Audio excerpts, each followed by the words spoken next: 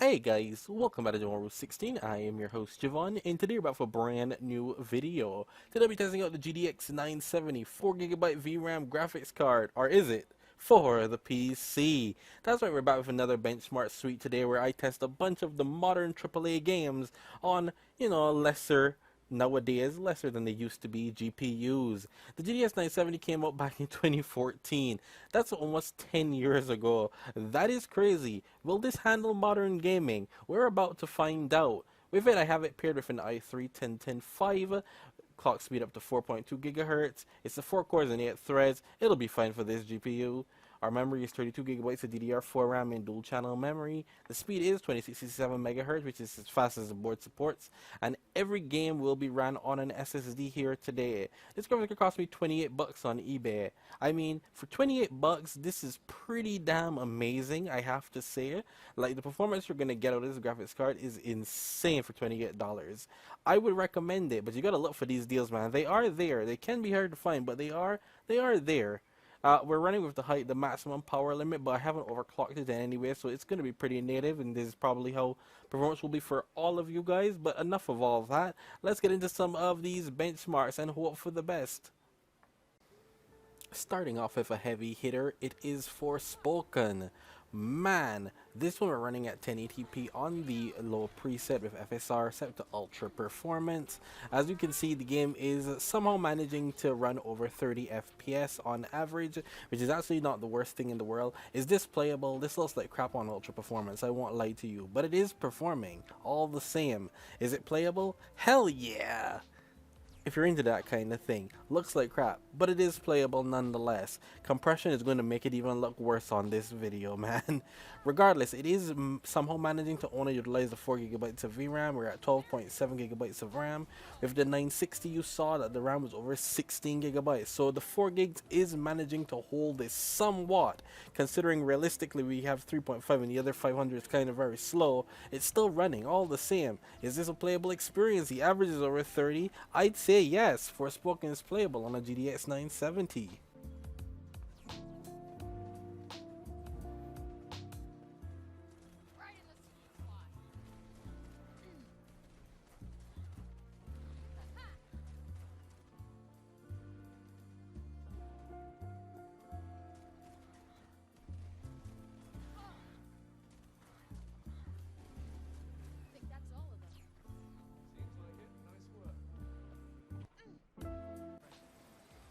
Horizon Forbidden West is another heavy hitter, but it is optimized quite well.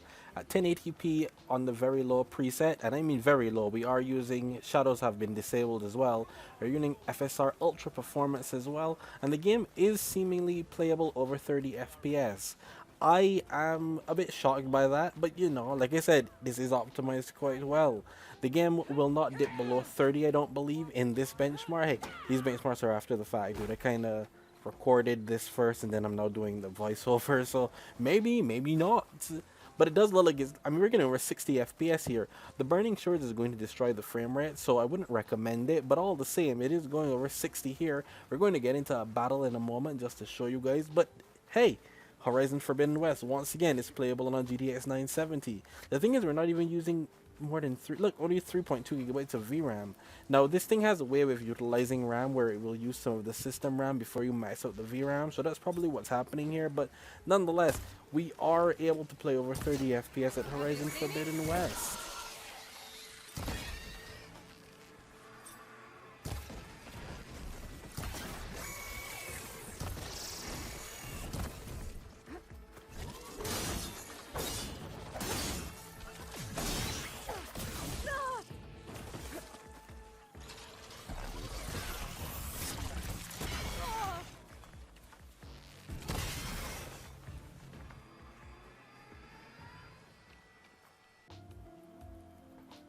Y'all knew what it was. Can never forget the classic. With GTA 5 running at the very 1080p on the very high preset with MSAA set to 2 times, this one once again it will be a solid performance. Blah blah blah blah. Anyway, we're running with 3 gigabytes of VRAM. That's a lot more than the GTX 960, which is strange. I didn't think it used over 2, but it is. Listen, this game came out like a year after this GPU came out, so hey, it's running and it does really well. Nothing else to say about GTA 5 really. I never have anything to say about this. It runs fine, guys. Come on, it's an old game.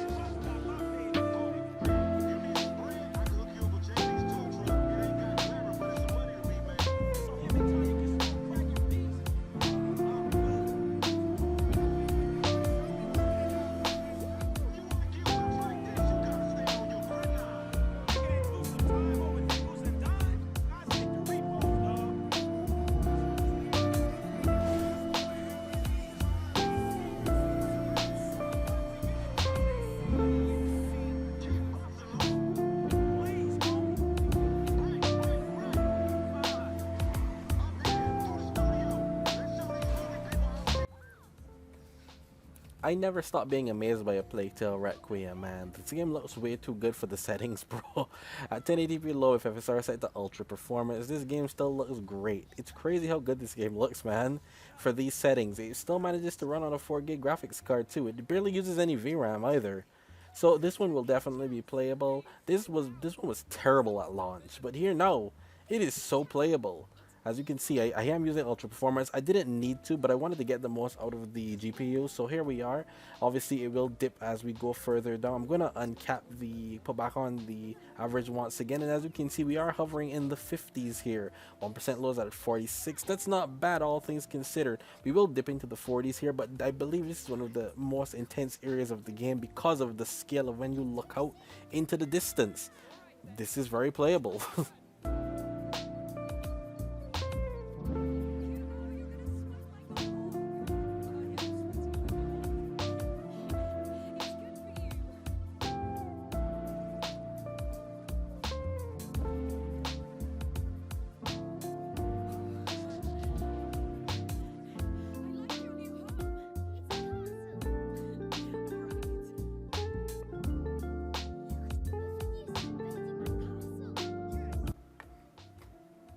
Next up, we have Ratchet and Clank Rift Apart. At 1080p on the very low preset, we are also using FSR Ultra Performance.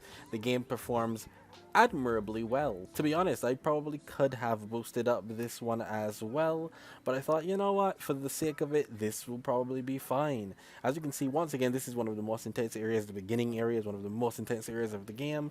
It is handling it quite well. Forgot to put on the average FPS on this one. My bad. All the same though, it is going close to 60, and when we start to walk around, you see we will be hitting over 60 FPS. That's not going to be a constant thing. I totally fell off there. You didn't see that though. And everything performs well.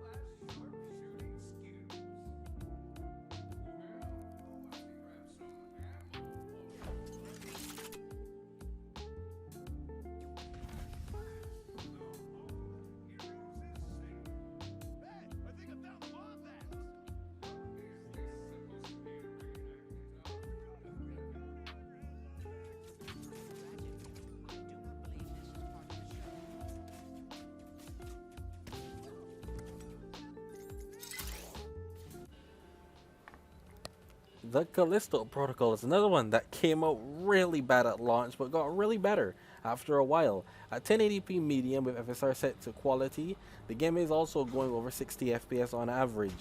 Now, this game can go over 100 FPS depending on the area. This game scales quite well because of what's happening on screen. So once again, take that with a grain of salt. It can get way higher in different areas in the game. But nonetheless, with these settings, this will be a smooth experience. We may dip below 60 FPS every once in a while, but it is handling the VRAM well. And as you can see, even in combat, Scenarios, well, actually combat is a lot less than running around actually. There are no stutters as well, which is also a plus, because this game used to like, stutter like crazy when it first came out. This is playable. Everything has been playable. This is doing great considering.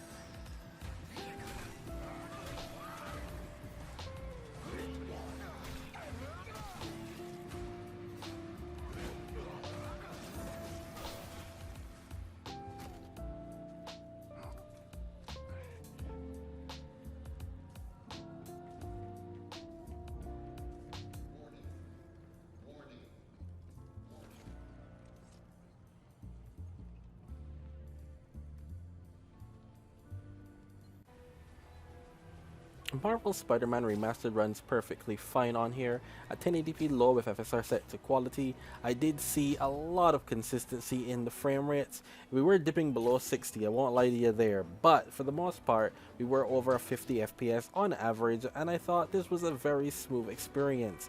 If we wanted 60, we probably could have used FSR to a bit more aggressively, maybe to the balanced preset, but I thought at quality it looked fine, could care less, and it ran decently. Look at me zip around the city. There's not much to talk about here with Spider-Man with the GTX 970. It runs. The GTX 970 is proving to be a more capable card even in 2024 than I thought, dude. Everything is running really well, considering at least, for what it is. It's almost a 10-year-old card, guys. Almost 10 years old.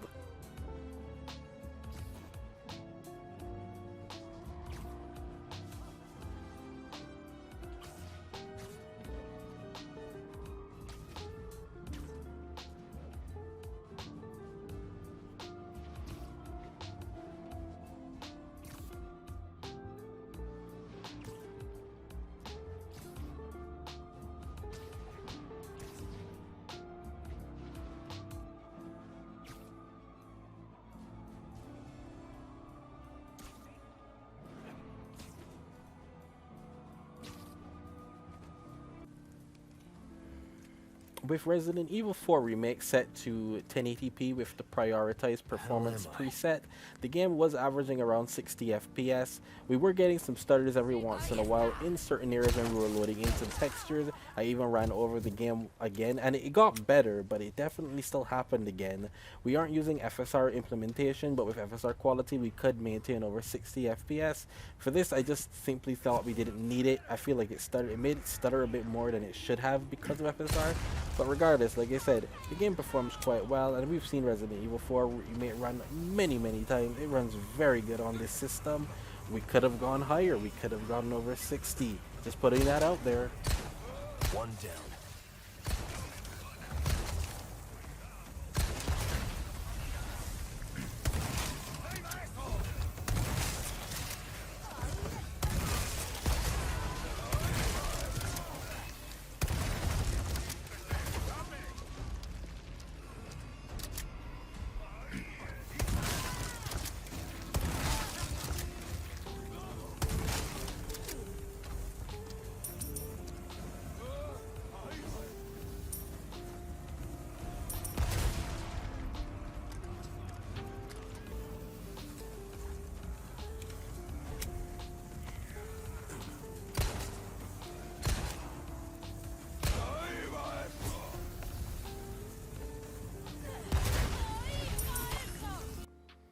There's a running theme here for the GTX 970. With Hogwarts Legacy at 1080p on the low preset, we are using FSR quality.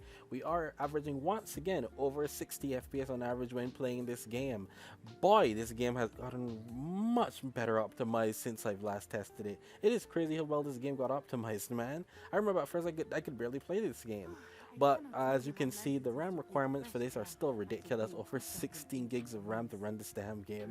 It gets up there, guys. It gets up there. But with the GTX 970 at the low preset, you will have a quite smooth experience nonetheless. This is great.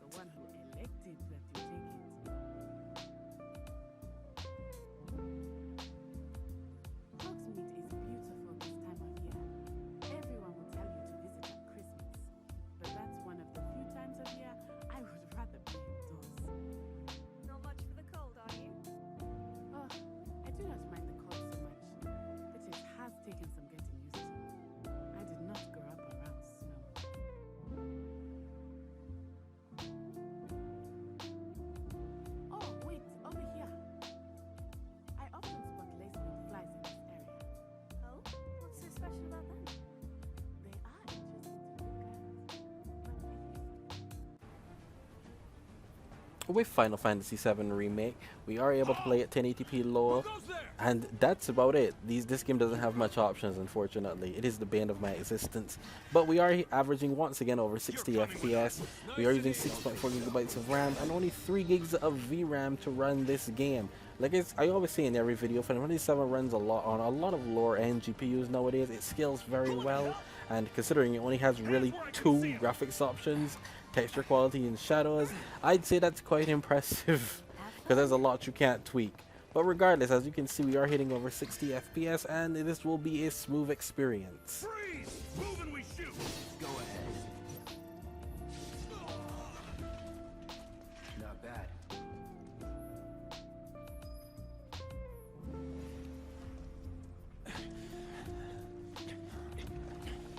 Drop the weapon! You got this. Yeah, what he said.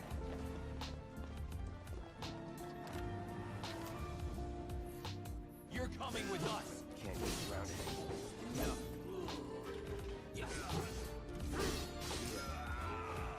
That it? She was up to the task. Why'd she drop? And now, as we've reached the end of our video, once again, I hope you guys enjoyed the video. Don't forget to please leave a like, comment, share, subscribe, and all that stuff.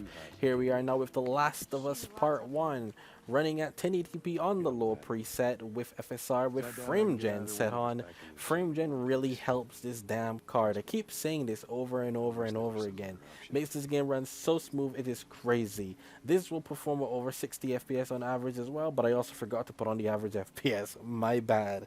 In conclusion, the GTX 970 has proven itself quite worthy of being called a budget king, even in 2024. Almost 10 years later, this game still can put out games at 1080. I played everything here today at 1080p and played everything with a playable frame rate. It is insane. And I bought it for 28 bucks. Once again, that is great value. Now, yes, an RX 580 is probably better, but just saying, the GTX 970 is no slouch. So yeah, if you get one cheap, I would recommend taking up a GTX 970, as long as it's not anywhere close to an RX 580. Just don't do that at that point. But yeah, I'll see you guys next time.